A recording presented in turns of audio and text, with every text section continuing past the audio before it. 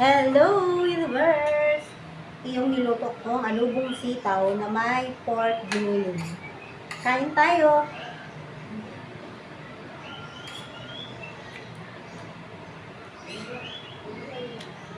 Mga niluluto ko naman simple lang. Mga lutong bahay, ganun. Ganun lang.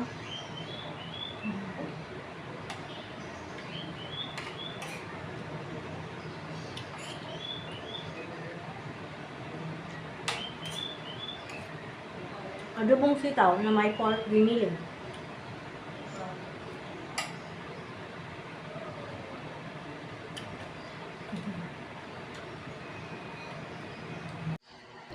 Hello universe! Mapagpalang araw sa ating lahat ngayong araw ng Biyernes.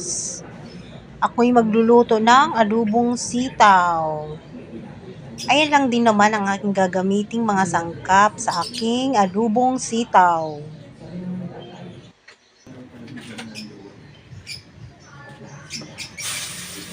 Yung mantika, nako, sobrang mainit na yan.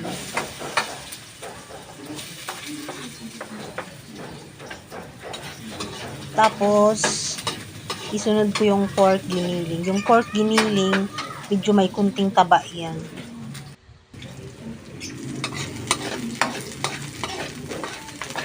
Sobrang mainit na kasing mantika, kaya medyo sunog yung ating bawang tsaka sibuyas.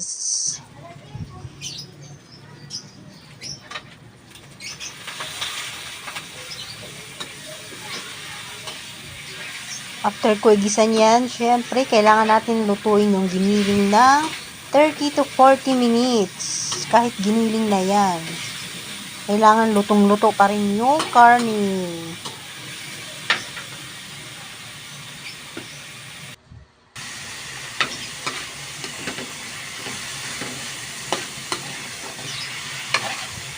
Maganda nung kasi sa binibilang ko na baboy. Araw-araw yan bagong katay. Dito lang yun sa tapat namin.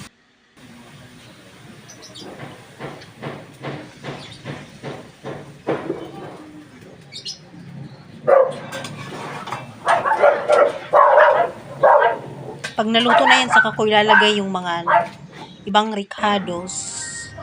Kagaya ng oyster sauce, pork cubes, kunting suka, at konting soy sauce.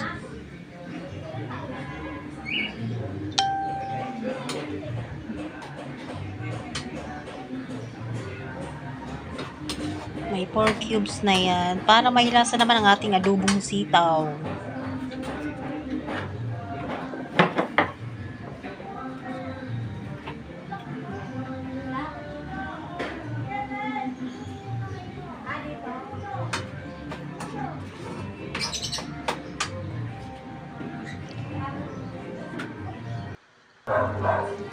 Luto na yan. Luto na yung grilling.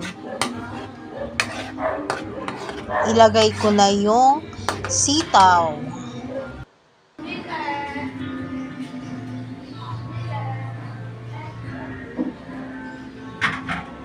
Yung sitaw, 10 to 15 minutes.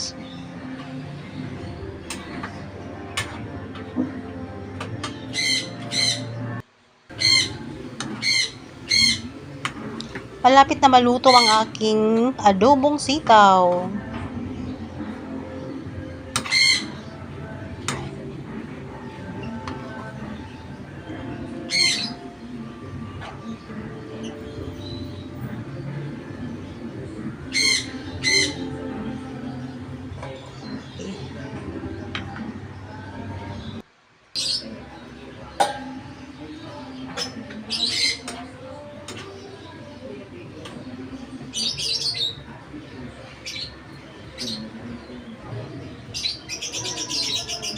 Pwede na.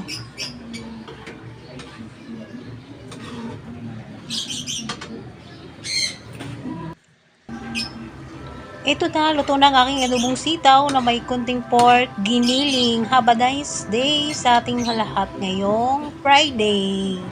God bless sa ating lahat.